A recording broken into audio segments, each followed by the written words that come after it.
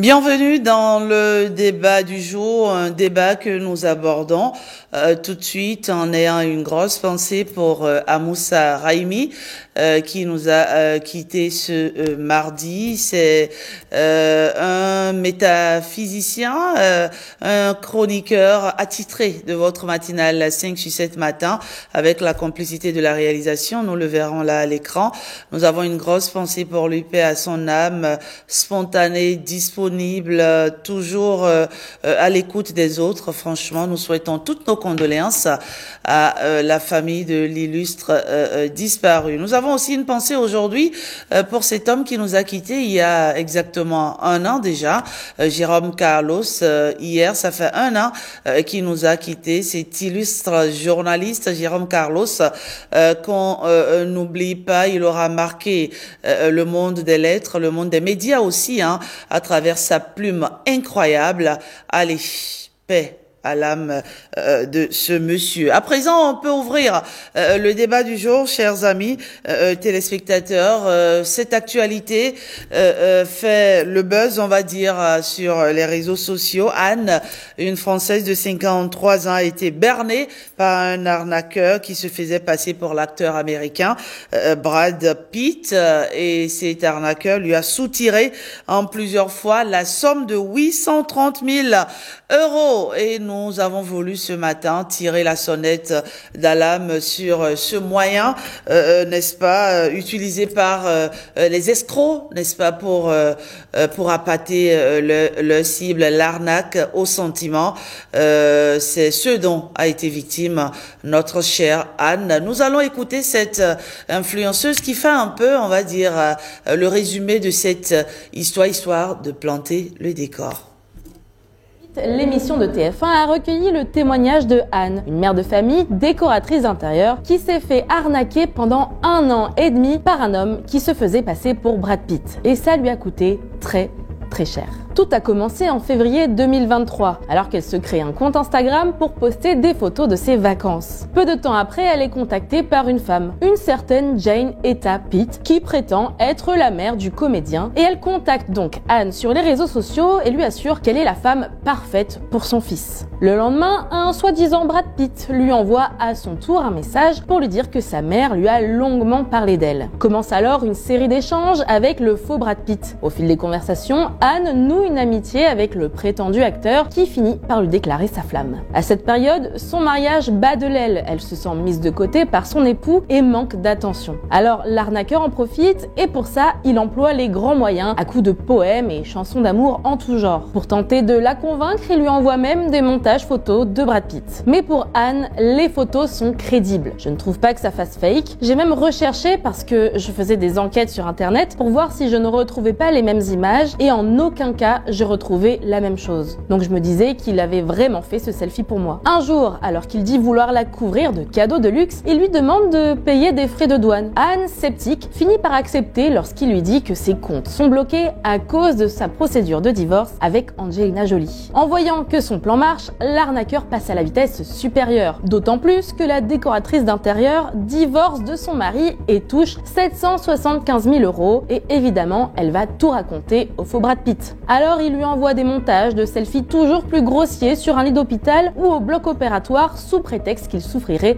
d'un cancer du rein. L'arnaqueur va jusqu'à inventer le témoignage d'un médecin pour dire à Anne que l'acteur se trouve entre la vie et la mort et qu'il a besoin d'une transplantation. Convaincue une fois de plus par ses photos, elle s'exécute. Tous les jours, elle envoie donc 600 $ pour les supposées dialyses de Brad Pitt. D'autres frais de santé improbables lui sont demandés pour le prix d'une soi-disant greffe de rein ou même une deuxième. Au total, Anne a été arnaquée de 830 000 euros et a perdu une bonne partie de son entourage, dont sa fille avec laquelle elle s'est fâchée quelques mois. Mais peu de temps après, elle a fini par ouvrir les yeux en découvrant la relation du vrai Brad Pitt avec Inès Deramon dans la presse People. Et ça aurait pu s'arrêter là. Mais Anne est retombée dans le panneau quand l'arnaqueur lui a envoyé un extrait d'un faux JT américain annonçant sa relation avec l'acteur. Mais là encore, il s'agit d'un deepfake, une vidéo créée grâce à l'intelligence artificielle. Il aura fallu l'officialisation de l'acteur avec Inès Deramon pour qu'elle réalise l'ampleur de l'arnaque et porte plainte. Anne se dit aujourd'hui ruinée, n'a plus de logement et vit chez une amie.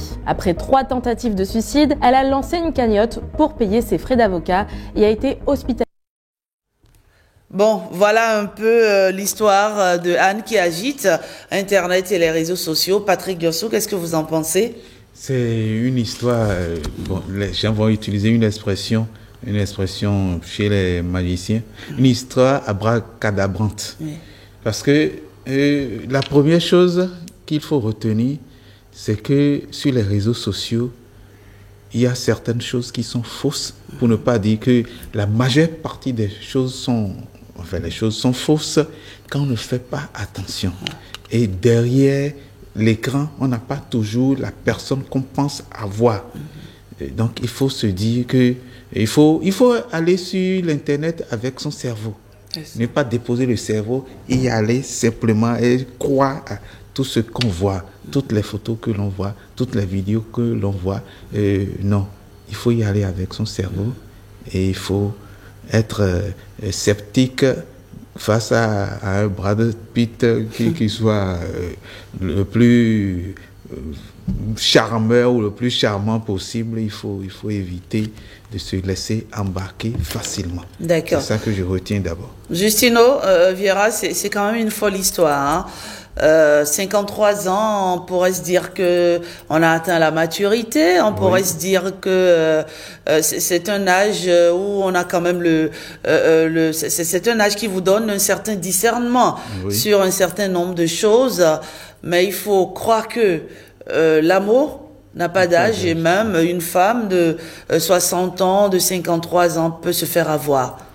Bien sûr, vous dites vrai, Madame Rachidat, mais avant de revenir à votre question, qu'il me soit permis, en ce début d'année, de me sacrifier aux civilités des hommes pour présenter mes vœux les meilleurs à tous les téléspectateurs et téléspectatrices. Que l'année s'ouvre à chacun de nous sous de meilleurs auspices. Ces vœux, je vous les envoie également, Madame Rachidat, Monsieur Diosso. Merci. J'exprime également mes hommages pour les deux personnages, Monsieur Amoussa Raimi, qui n'est plus des nôtres. Oui. Paix à son âme, ce monsieur qui nous montre tout le temps l'importance de la culture, qui nous renvoie tout le temps au pouvoir de nos rois. On va lui rendre un hommage spécial demain. Voilà. Merci beaucoup. Et alors, il n'y a pas d'âge pour aimer. Et en tant que tel, les conséquences de l'amour, tout le monde peut en être victime. C'est le cas de Anne. Moi, je dis ce qu'on n'a pas pu voir dans notre espace physique, dans notre espace quotidien de voisinage, ce n'est pas de façon virtuelle qu'on ira chercher. Moi, j'y crois très peu. J'y crois très peu. Et c'est pour ça que je rejoins M. Diosso qui nous demande d'aller sur les réseaux sociaux, sur l'Internet avec beaucoup de gants. Il est vrai, les réseaux sociaux apportent beaucoup d'avantages. C'est une innovation, c'est une opportunité de notre moment. Mais écoutez, qui parle d'opportunité parle également des faiblesses qui accompagnent. Et justement, voilà les limites des réseaux sociaux, voilà les limites de cette innovation technologique où tout le monde peut s'abourer d'un manteau qui n'est pas le sien, tout le monde peut mettre une casquette, peut s'abourer d'une casquette qui n'est pas le sien et vous transposer une image qui n'est pas. Voilà, c'est simplement à cet hameçon qu'a mordu Anne. Mais nous n'allons pas prétester de son âge pour dire, bon, écoutez, elle a 53 ans. Mais même à 70 ans, on est amoureux. Et quand on est amoureux, on devient un enfant. Et quand l'amour est là, quand vous avez déjà un certain... Moi, je dis dans cette histoire, lorsque j'ai appris l'histoire, je dis, c'est sûr que cet arnaqueur, ce cybercriminel, pour utiliser le mot juste et exact, a eu le temps d'étudier la dame, de voir un peu ses sensibilités, les stars vedettes qu'elle aime bien suivre. Et c'est que quand elle va lui donner le nom... Curieusement, elle venait de s'inscrire sur les réseaux sociaux. En fait, c'est pas, on va dire, une habituée. Non, non.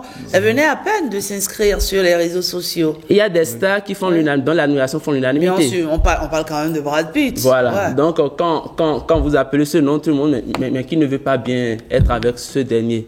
Et... curieusement, c'est que la dame n'a pas été pour autant naïve. Elle a fait preuve quand même d'une certaine vigilance, même si sa vigilance ne lui a pas donné raison à terme, en allant chaque fois vérifier si les images qu'on lui a envoyées en privé... Mais à chaque fois, elle se faisait... voilà. Non, elle voyait que c'était des images... Il réussissait quand même...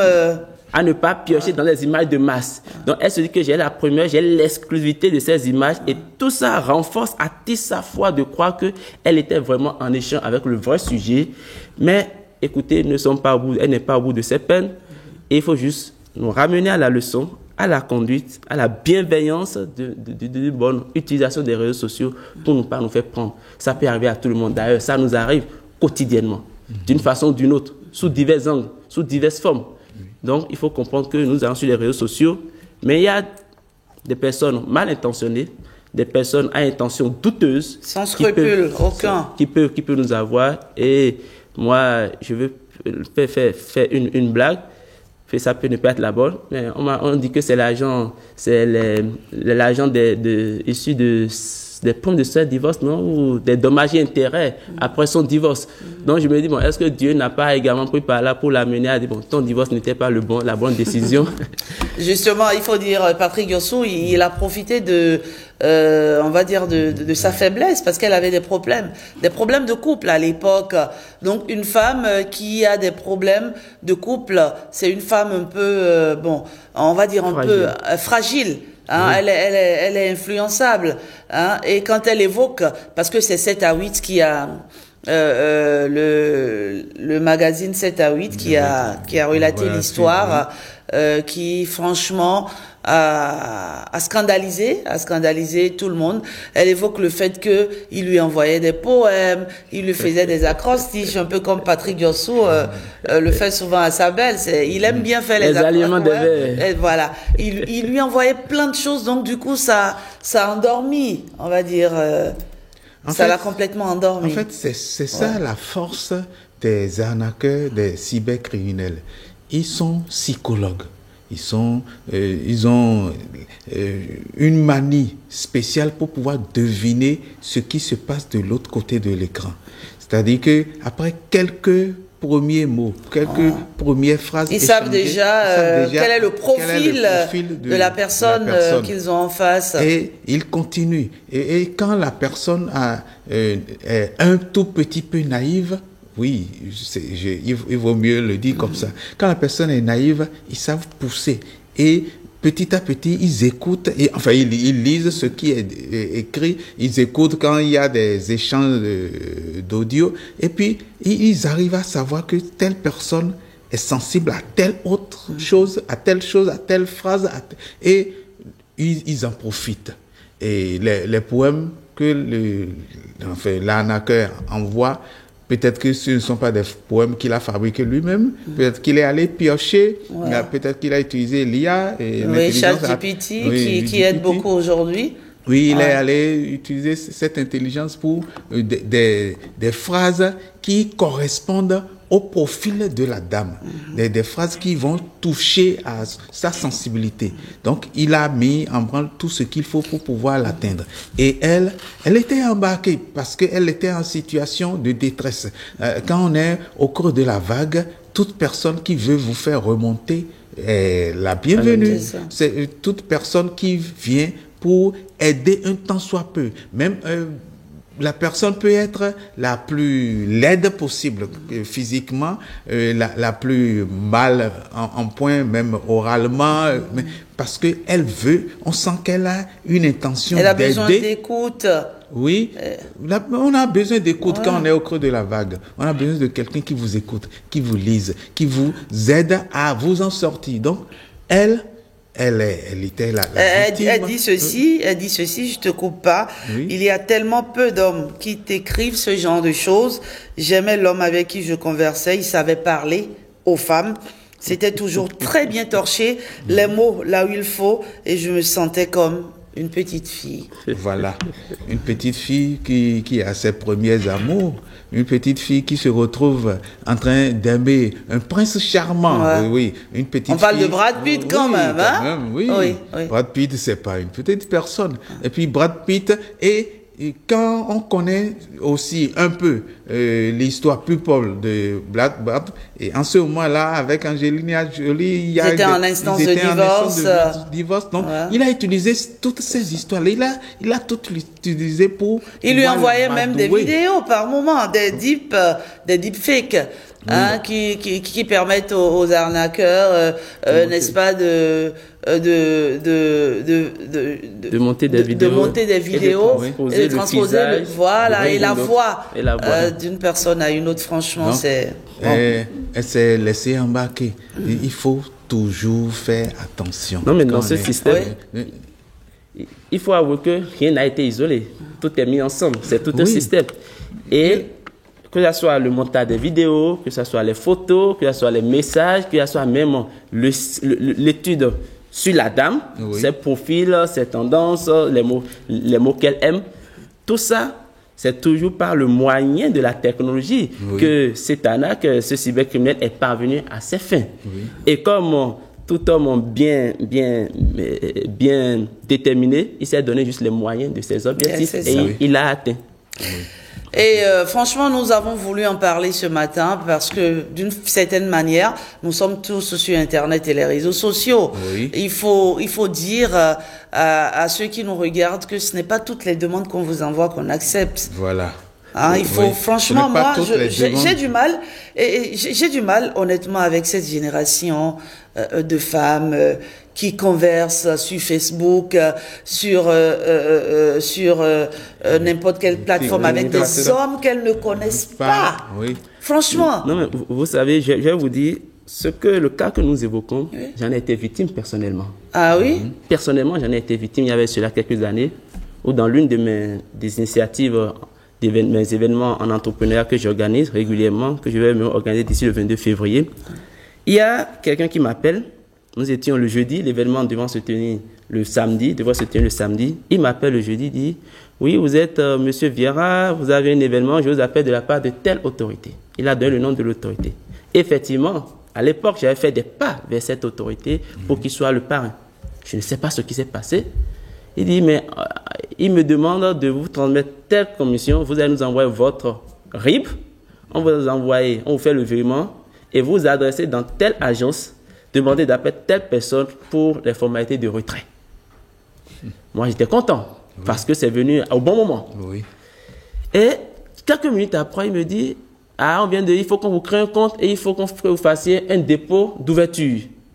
Parce que il faut qu'on vire pas dans votre compte bancaire habituel. On va vous créer un compte spécial pour vous verser les sous et il faut un dépôt initial d'ouverture. Et je dis, mais quel est le montant du dépôt initial? Il me dit 50 000. Et c'est là où je commence par retrouver mes sens. J'ai dit, mais écoute, tu veux me faire un don, tu veux me soutenir et à côté, tu me demandes d'aller payer 50 000. Et bref, je ne suis peut-être pas bienveillant, présent d'esprit. Je suis peut-être vraiment dans cette sensation de la promesse qui est en train de venir, que j'allais dire, bon, écoute, 50 000 à côté du montant qu'on m'a communiqué, ce n'est rien. Et comme je suis coach, il faut risquer. Rien ne vaut de risquer. 50 000, ce n'est pas encore grand-chose.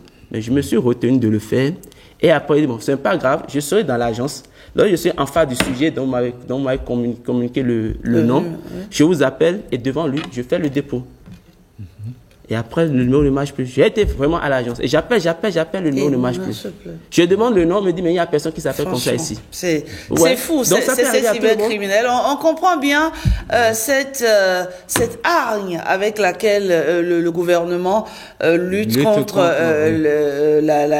la cybercriminalité. C'est extrêmement grave. Parce que c'est des vies détruites. Et puis, c'est des gens, il faut dire aussi, parfois, dans le cas de Anne, par exemple, quand le reportage a été diffusé, elle a été insultée, les gens se sont moqués d'elle, on a dit qu'elle est idiote, qu'elle est naïve, qu'elle est bête, comment une femme de son âge peut tomber dans un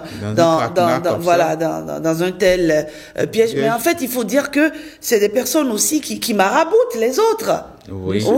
Et il y a un célèbre hacker d'ailleurs qui a accepté, qui a tendu la main à Anne, et puis d'enquête en enquête, on s'est rendu compte que cet arnaqueur, dans les jours à venir, sûrement va être arrêté.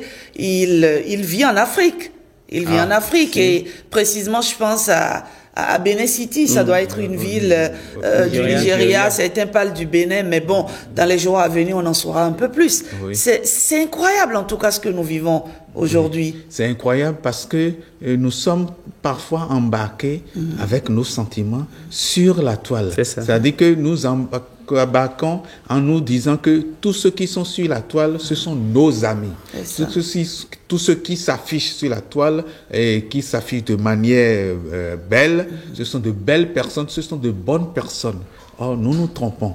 Et il y a de belles personnes, c'est vrai, je ne dis pas le contraire, mais parmi ces belles personnes, il y a de mauvaises personnes qui sont dans la sournoiserie, qui sont tapis dans l'ombre. Donc, il faut pouvoir faire attention. Et ne pas se dire, ah, moi, je ne pourrai jamais. Non, il n'y a pas de jamais. Il faut être sur le qui-vive tout le temps. Il y a des moments où on se retrouve dans des situations, à plusieurs reprises, moi, j'ai plusieurs comptes Facebook qui ont été piratés, qui ont été piratés. Il y a, pour ces comptes-là, ceux qui ont réussi à me pirater, ce sont des gens qui se sont présentés avec des noms de collègues ou de confrères. Alors, vous imaginez un collègue ou une confrère qui vous envoie une demande d'amitié, vous allez dire non, mais il faut faire attention. Il faut faire très attention. Et de les plus réseaux en plus, sociaux, oui, Internet et les réseaux sociaux, c'est bon, mais il y a, on l'a toujours dit sur cette émission, les dangers sont énormes. On ne parle pas à des inconnus, on ne raconte pas sa vie à des inconnus, on ne raconte pas son quotidien à quelqu'un qu'on ne connaît pas. Franchement. Oui, ça c'est quelqu'un qu'on ne connaît pas. Mais parfois, c'est quelqu'un qu'on connaît, mais enfin, on utilise le nom de quelqu'un que vous connaissez et ce n'est pas la vraie personne. Et plusieurs comptes sont actuellement... Même ça, il faut faire attention. Que l'autorité m'excuse. Même ça, quand vous voyez qu'une conversation glisse sur un certain chemin, vous dites à la personne, ben écoutez, rejoins-moi sur WhatsApp. S'il connaît votre numéro, il vous rejoindra sur WhatsApp. Ou il vous appelle, ou vous demandez, je ne sais pas. Il y a toujours... En fait, on se laisse embarquer dans une... dans une histoire sans aucune prudence, il y a toujours un petit quelque chose quelque part là qui devrait, n'est-ce pas, voilà, qui devrait nous dire, bah écoute Rachida, écoute Patrick, écoute Justino, fais attention. Oui, fais attention. Il y a toujours ce petit détail. En réalité, c'est le cœur qui aime. Et quand le cœur aime, la tête réfléchit mieux, la tête fonctionne moins. Et aujourd'hui, il faut juste apprendre à ne pas dominer ses émotions. Anne aurait fait preuve d'une certaine hauteur, aurait fait preuve d'une certaine domination, d'une certaine emprise sur ses émotions, qu'elle n'en serait pas arrivée là, je me dis. Aujourd'hui, sur les réseaux sociaux, c'est un monde virtuel. Et qui parle de virtuel, pas juste de quelque chose d'imaginaire, qui peut être vrai, qui peut être faux. Donc, il faut toujours chercher à faire la confrontation. C'est de la confrontation que vous vous rendrez compte à terme si c'est vrai ou si c'était faux. Et les moyens de confrontation, c'est vous qui vous les définissez selon les contextes, selon les situations. Vous savez, Anne aurait pu dire, peut-être, je suis dans une hypothèse, à ce monsieur ou bien à son vis-à-vis virtuel qui lui demande tout le temps des frais de dialyse, envoie-moi l'ordonnance ou bien envoie-moi les papiers de l'hôpital, et elle, à son tour, contacte l'hôpital. Voilà des choses qu'on fait. C'est exact ou pas. Vous voyez, aujourd'hui, il y a des formations, on lance sur les réseaux sociaux. Moi, j'aime bien sûr les formations en ligne, mais quand on voit, je fais tout l'effort d'envoyer si j'ai quelqu'un dans le pays. Faut toujours checker. Va voir si tel centre de formation existe et si ce sont des informations vérifiées. Donc voilà ce qui a manqué peut-être à Anne. Vivement que ça ne revienne plus à quelqu'un d'autre. Exactement. Je voudrais avertir les téléspectateurs, attention. Et il y a des noms d'autorités de notre pays qui sont sur Facebook. Ce ne sont pas les autorités. Et dès que vous êtes amis avec ces noms-là, on vous demande, oui, je suis telle autorité et j'ai envie d'aider les jeunes. Ne tombez pas dans ce piège. J'ai envie d'aider les jeunes. Ah oui, vous êtes jeune, vous travaillez dans quel domaine? C'est la première question. C'est générosité spontanée. Oui. Vous travaillez dans quel domaine? C'est des personnes sans cœur. C'est des personnes sans cœur. Et puis, vous pensez que c'est vraiment pour aider? Et la dernière fois, j'ai répondu à une personne, je suis journaliste et spécialiste d'investigation sur la cybercriminalité. La personne m'a coupé. C'est des personnes franchement sans cœur. Elles n'en ont que faire de votre bien-être. Voilà, elles vous font mal, tout simplement. Un malmené. Et oui, franchement, moi j'ai failli tomber. Bon, j'ai failli aussi. Quelqu'un vous a dit je t'aime sur Internet? Non, pas je t'aime. On m'a sorti une histoire à Lacan d'une dette de 50 000 qui date de 2000. Je t'ai raconté l'histoire, je pense, de 2007 ou de 2008. Une histoire à Lacan. Mais franchement, il faut être mentalement fort. Moi, j'ai pris sur moi, je ne discute pas avec des inconnus. Ça, c'est un principe de base. Vous avez beau tout m'écrire, je n'échange pas avec des inconnus. C'est un principe de base. Et quand vous êtes comme cela, forcément, vous évitez beaucoup de choses. Il faut dire que le reportage a tellement suscité une vague de harcèlement que 7 à 8 a décidé de retirer, n'est-ce pas, le reportage de ces plateformes. Et Anne elle-même, elle s'est exprimée. On va écouter Anne, voilà. On l'écoute avec la complicité de la réalisation. On va retenir, c'est Anne est tombée amoureuse d'un faux Brad Pitt. Or, au départ, je n'ai jamais trompé mon mari de ma vie parce que je suis en fait une femme bienveillante. Je ne suis pas folle ou niaise, comme certains le prétendent et le disent, l'écrivent sur les réseaux sociaux. J'ai juste voulu aider une personne en croyant effectivement, je me suis fait avoir, je le reconnais, et c'est pour ça que j'ai témoigné, parce que je ne suis pas la seule dans ce cas-là. Alors peut-être pas pour cette somme-là, mais en tout cas, j'ai été arnaquée, je le reconnais, et maintenant vous savez qui je suis, et je l'assume. Je n'ai plus de toit. Ma vie, c'est un box de 6 mètres carrés avec quelques cartons à l'intérieur. Voilà ce qu'il me reste de ma vie. Au niveau des escrocs, j'ai eu, quand je dis 40 fois, peut-être même plus, des moments où je n'y croyais pas. Très sincèrement, je dis bien à chaque fois, cette photo, c'est du fake. C'est du fake et je le vois très bien, c'est une photomontage, etc. Et donc, dans l'émission, évidemment, tout ça, ce n'est pas dit. Parce que sachez que le journaliste est resté 2 jours à m'interviewer et il a retenu que ce qu'il ne fallait pas retenir, en fait, pour me salir mon image, et c'est uniquement dans le but de faire de l'audience. Je suis une femme qui est censée, si vous aviez été à ma place, vous seriez tombé dans le piège. Si quelqu'un vient et vous parle gentiment, vous dit des mots que vous n'avez jamais entendus de votre propre mari, des attentions, etc., eh ben oui, on tombe dedans.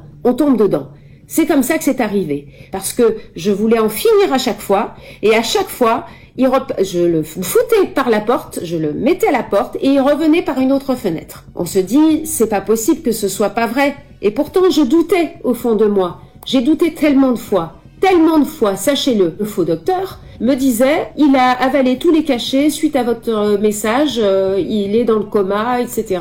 Donc il a voulu se suicider, etc. J'étais fautive de ces actes. Et en fait, on me mettait la faute sur moi. Donc, voilà, elle s'est exprimée en tout cas pour dire à ses détracteurs qu'elle n'est pas bête, qu'elle n'est pas idiote. Tout le monde peut tomber dans le piège de ces arnaqueurs. Il faut juste faire attention. Voilà, soyons prudents. Et encore une fois, je le dis, on n'échange pas avec des inconnus. Moi, je vois des jeunes filles qui vont à des rendez-vous. Elles vont rencontrer des hommes qu'elles ont rencontrés sur les réseaux sociaux. C'est incroyable. Je me dis, écoutez, c'est vrai qu'il y a des mariages, il y a des histoires d'amour qui se sont construits, des histoires qui se sont construites sur les réseaux sociaux, mais c'est pas une raison. C'est vraiment pas une raison. Allez, deuxième sujet, Vodun Days, c'était les 9, 10 et 11 janvier 2025. Nous y étions. Nous avons fêté, nous avons franchement passé un moment d'immersion incroyable, une immersion au cœur de notre culture. Patrick Diossou. Oui, c'était une immersion vraiment au cœur de notre culture, une immersion inoubliable. Inoubliable en ce sens que l'édition 0, on pensait, voilà, mais c'est quand même bien. On ne savait pas que la barre pouvait être remontée à cette hauteur-là. Une grosse performance touristique, faut dire. Performance touristique. Et le tout Cotonou, parce que entre-temps, moi j'ai fait un petit tour à Cotonou. Tout Cotonou s'est vidé pour Ouidah. Ça, je parle de Cotonou. Maintenant, les autres villes qui ont afflué. Et tout a commencé déjà, tout était organisé. L'accueil à l'aéroport pour ceux qui viennent de l'étranger et les bus qui partaient de Cotonou pour Ouidah, et à Ouidah même les tricycles qui ont été utilisés, même jusqu'au dernier jour. Je saute tous les jours pour atteindre le samedi. Il y a encore des bus qui sont allés de Cotonou à Ouida, rempli. Des gens qui voulaient suivre les derniers spectacles, les DJ qui ont joué le samedi soir. C'était plus en direct à la télévision, mais c'était toujours programmé. Des gens étaient décidés à en découdre avec l'ennui. Ils ne voulaient plus s'ennuyer alors qu'il y a quelque chose d'intéressant à Ouida. Et la presse s'y est mise. Ça, il faut féliciter la presse. La presse nationale et internationale. La presse nationale et internationale. Tout le monde s'y est mis. Toute la presse et la diaspora était mobilisée. On a vu les Afro-Caribéens, les Guadeloupéens, les Martiniquais, les Antillais. Il y avait franchement un melting pot. C'était extraordinaire. Je cherche encore d'autres mots pour pouvoir qualifier. Oui, c'était vraiment extraordinaire. Ça sortait de l'ordinaire. Et je le redis encore une fois, il ne faut pas se dire c'est pour les autres, c'est les démons qui sont... Non, vous le dites, vous ratez une occasion de vous refaire une bonne pensée. Justine Oviera? Merci beaucoup. Moi, j'adhère parfaitement à l'analyse de M. Diosso. Moi, je dirais que le monde s'est donné rendez-vous à Ouida. Oui. Le monde s'est donné rendez-vous à Ouida, et cela avec tous les avantages qui accompagnent. Vous savez, le Bénin se révèle à lui-même, à ses enfants, à nous qui sommes béninois, mais également le Bénin se révèle aux autres. Oui. Et quand on fait la statistique, on a eu beaucoup de touristes. Les touristes qui n'ont pas mesuré la longueur de la distance. Des gens qui ont fait des milliers de kilomètres pour venir à Vodou-Ndéis. Et justement, c'est devenu maintenant un événement à caractère mondial, parce que je le dis peut-être officieusement, mais c'est mon vœu, cher. D'ailleurs, je n'étais pas là l'année dernière. On m'a tellement parlé et je dois venir pour constater. Ces témoins sont venus plus de fois. L'année prochaine, ça va être... personne ne va vouloir se faire raconter. Le grandiose, j'ai envie de dire. Et vous voyez, cela crée 3 impacts majeurs. Le premier, c'est d'abord la démystification sur le vaudou. Quand vous prenez le programme, chaque divinité avait son espace où il se révélait, où il créait le contact avec les participants, avec ceux qui venaient sur Vodou-Ndéis. Vous avez les mamies qui sont sur la plage, vous avez le temple Sakbata sur Zouboudi, vous avez le temple des Pitons, vous avez Zangbeto, Fort Portugais, vous voyez, et même sur la place Maro, la danse des Ogourous. Donc chacun pouvait s'offrir autant qu'il pouvait, autant qu'il voulait, ses idées, découvrir ce qui se passait dans telle X, Y, Z divinité. Ça, c'est déjà un premier atout. Cette démystification, grâce au contact, grâce à la révélation, qui nous permet de sortir de notre champ profane, alors que nous sommes tous béninois, nous sommes tous de culture vaudou, même si, comme le dit le président Patrice Talon en 2016, nous n'avons pas la vocation à travers vaudou de faire la promotion de la spiritualité ou bien la promotion de la religion vaudou, mais reconnaissons que c'est un retour à la source, c'est un état de connexion pour nous les Béninois et un état de découverte, de curiosité pour les étrangers. Premier avantage. Deuxième avantage, c'est le flux économique que cela a drainé. Le flux économique. Les hôtels étaient saturés. Jusqu'à Grand Popo. Et l'organisation, la sécurité qui devait accompagner ce flux était également au rendez-vous. Moi, j'ai eu du plaisir à voir le DGPN qui organisait même la circulation. Vous voyez, donc chacun, à un moment donné, s'est mis au travail, rigoureusement au travail. Les autorités, le ministre qui allait et revenait. Donc, tout le monde a mis la patte pour que Vodou-Ndéis soit un événement de haut standard, de rôle vote. Deuxième avantage, donc, impact économique. Mais troisième avantage, l'inclusion. L'aspect de la distraction, divertissant. On a assisté à des spectacles époustouflants. Et moi, j'en ai retenu fondamentalement 3. Le premier spectacle du jeudi soir, avec Kassav, avec Toufa, non, ce qu'on peut appeler... vendredi Non, jeudi. Le jeudi. Oui, ça, c'était le jeudi. D'accord. Spectacle moderne, des danses modernes. Vous voyez, donc tout le monde dansait. Et l'invitation des artistes étrangers, des groupes étrangers, il faut que je profite de cette tribune pour le dire, ça intéresse davantage des étrangers. Ceux qui veulent voir Kassav, car Kassav disait qu'il était venu en bien dans les années 80. Mais écoute, ceux qui pensent qu'après la mort de Jacob, Kassav est mort, Kassav est noyé, le groupe Kassav est noyé. Désormais, il y a la résurrection. Mais ils existent encore avec la fougue. On a vu Jocelyne Omberwad qui, avec cette fougue, cette énergie, malgré l'âge. Donc ça, c'est le premier avantage. Et même quand nous venons au deuxième spectacle la danse spectacle traditionnel. On a vu nos artistes traditionnels, Alec Péranhou, Bézé, qui ont quand même pu parler, communiquer, envoyer des messages forts aux dirigeants et également à tout le peuple béninois pour montrer la magie, tout ce que nous avons comme qualité, comme ressources dans nos danses traditionnelles. Mais écoutez, l'apothéose, c'était le 3e jour, la danse des masses dans les arènes. Ouais. Inimaginable. Inimaginable. Moi, à un moment donné, je dis, oh là là, le Bénin. Le Bénin. Et on se demande si c'est le Bénin. Et on dit oui, c'est le Bénin. Ouais. Vous voyez, on a besoin de cette vision. Et cette vision est en train d'être tracée, est en train d'être... Le chemin est clair. Il faudrait juste que nous soyons opposants, que nous soyons mouvanciers. C'est le Bénin qui est au-dessus de tout. Les clivages internes politiciens doivent arrêter pour prendre au-dessus le développement et par conséquent, on doit faire tout pour que dans 10 ans, 20 ans, 30 ans, tout le monde entier, sans exception, puisse dire « je dois venir à Ouida pour suivre les Vodou Days ». Et cela stimule également la dynamique entrepreneuriale, la dynamique économique, parce que j'entends déjà beaucoup dire « la prochaine fois, je dois construire, je dois mener telle initiative ». Donc ça, c'est également un appui à l'entrepreneuriat. Je pense que nous tenons en tout cas le bon bout, Patrick Diosso, et c'est un bel élan, un élan qui ne risque pas, ma foi, on va dire quoi, de s'étioler, de s'effriter. C'est sûr. Oui. Et je pense que l'élan sur lequel nous sommes me fait penser, moi, que Vodou Day, le festival Vodou Day, risque en tout cas dans les années à venir d'être l'un des meilleurs en Afrique.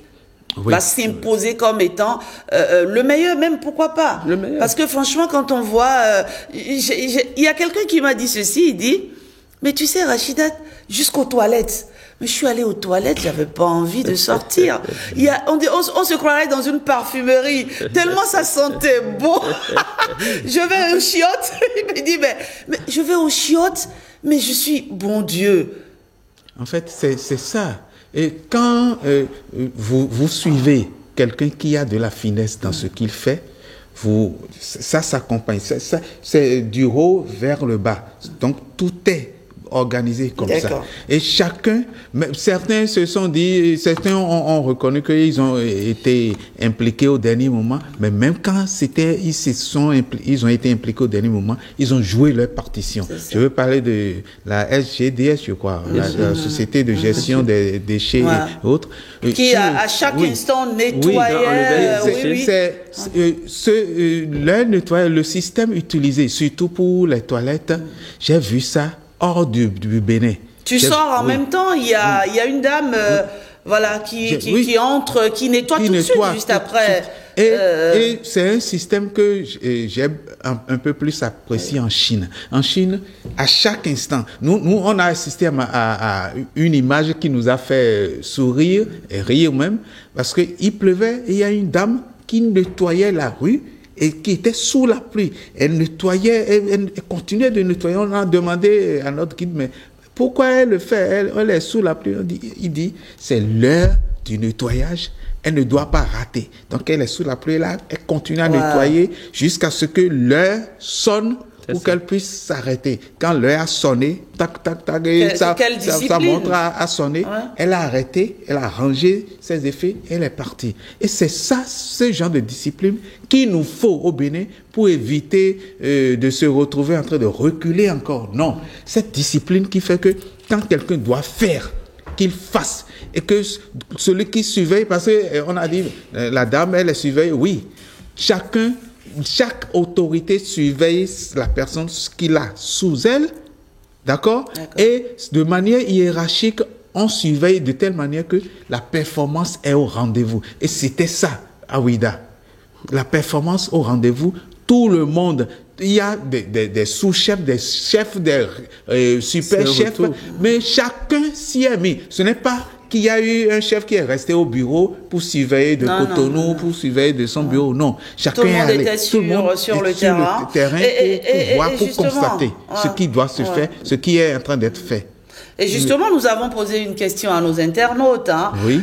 Quel est votre souvenir marquant des Vodou Days? Ils ont été nombreux à répondre à cette question. On va recevoir Nadège. Nadège qui va venir, la belle Nadège, la sublime Nadège. Hein. Elle va venir nous dire un peu ce qu'ils en ont pensé, nos chers internautes. Alors, Nadège. Bonjour. Bonjour à vous, Rachidat. Comment tu vas ce matin? Je me porte très bien. Alors, la question du jour a-t-elle suscité des réactions? Beaucoup de réactions. Oui. Bonjour, chers téléspectateurs. Plusieurs internautes ont réagi sur la page Facebook.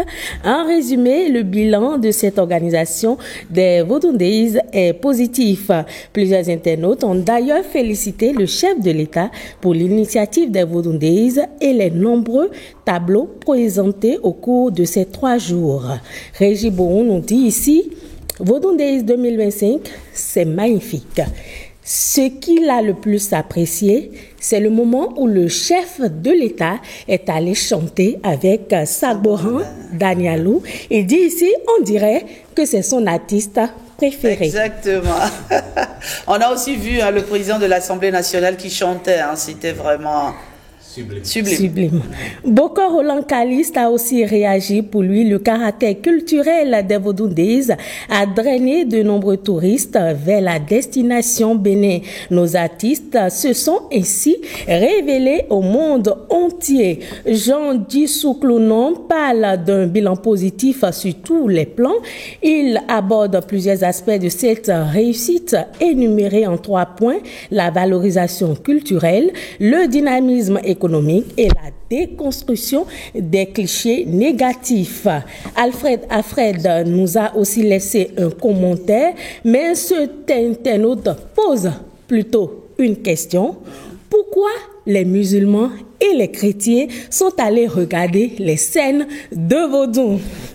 Le fait marquant des Vodou Days est triste selon Louis Banwaré qui dit ici, pendant que les manifestations des Vodou Days se déroulaient, nos concitoyens chargés de défendre notre nation sont passés de vie à trépas. Lionel Deben parle de la prestation de Bobowe comme fait marquant des Vodou Days.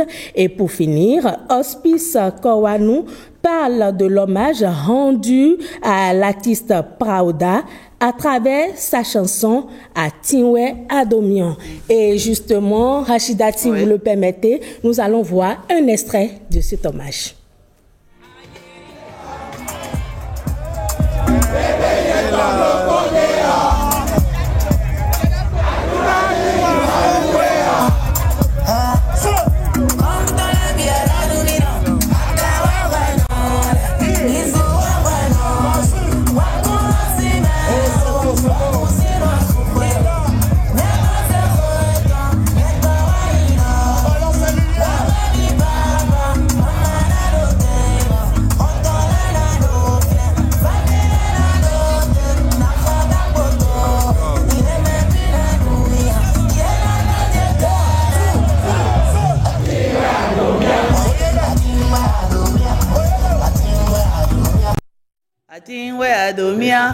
Atinwe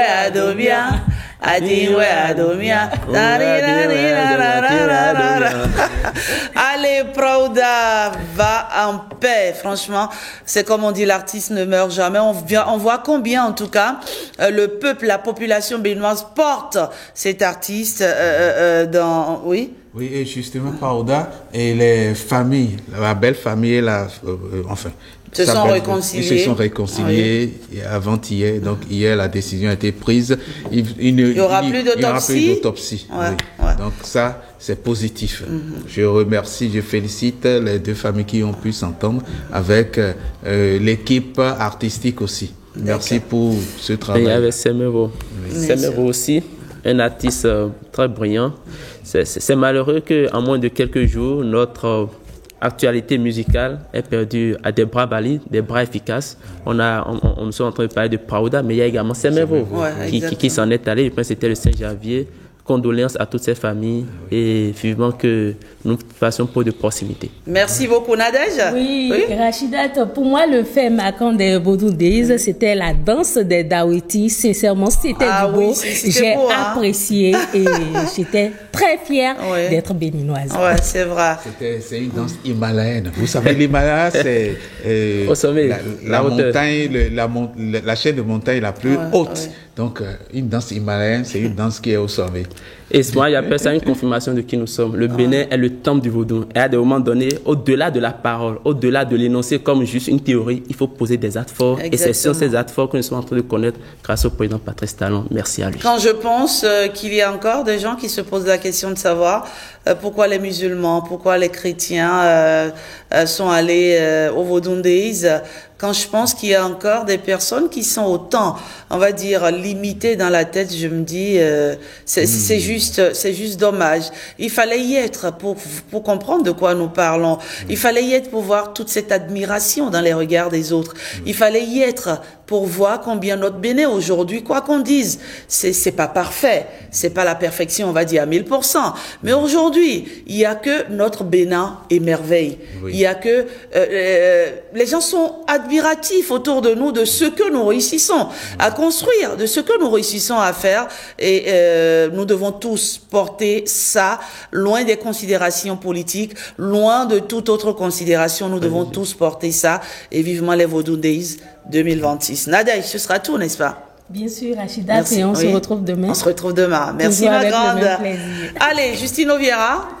Merci beaucoup. Je voulais juste dire à ceux qui se posent cette question, il y a juste 3 réponses qu'il faut leur donner. Première réponse, les musulmans et les chrétiens sont partis parce qu'ils sont avant tout des Béninois. C'est ça. Première chose. Nous sommes d'abord béninois avant d'être chrétiens catholiques, chrétiens évangélistes, chrétiens. Nous sommes d'abord béninois avant d'être musulmans. Donc, première chose, nous sommes béninois. Et nous ne sommes pas en perdition. Nous savons d'où nous sommes venus. Donc, ces chrétiens, ces musulmans ont compris. Retour à la source. Première chose. Deuxième chose, ce sont des gens qui ont un sens d'ouverture très élevé, qui sont au-dessus des clivages religieux, qui sont au-dessus des prêches limitatifs. Donc, deuxième chose. Et troisième chose, ce sont des gens qui sont entrepreneurs, qui savent qu'à Vodou Days, ils peuvent entreprendre. Et je ne vais pas mettre la religion devant pour me priver des opportunités entrepreneuriales, pour m'empêcher de m'instruire et de comprendre davantage sur ce que c'est que le vaudou et comment est-ce que je peux travailler pour la promotion du patrimoine culturel vaudou. Exactement. Je pense que Justino a fait une belle conclusion, n'est-ce pas? Il a arraché toute ma parole. En tout cas, c'est bien. Allez, merci de nous avoir suivis. Vodou Days, nous, en tout cas, on a adoré. Pour faire comme les jeunes, on a kiffé et on a surkiffé. On a lové, on a dansé, on a chanté, on a passé un moment, on va dire, formidable. Majesté. Vivement l'année prochaine. Ce sera tout pour 5 sur 7 matin de ce jour. On se retrouve demain, 7h, 9h.